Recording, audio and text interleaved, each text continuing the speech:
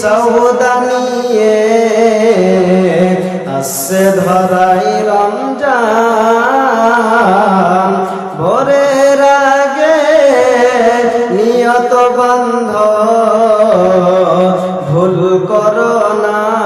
মুসলমান রমজানেরই 30 রোজা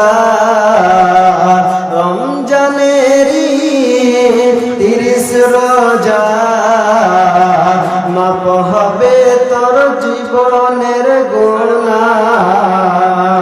মাসুম শিশুর মতো আল্লাহ জীবন তোমায় করবেন দান ভোরের আগে নিয়ত বান্ধ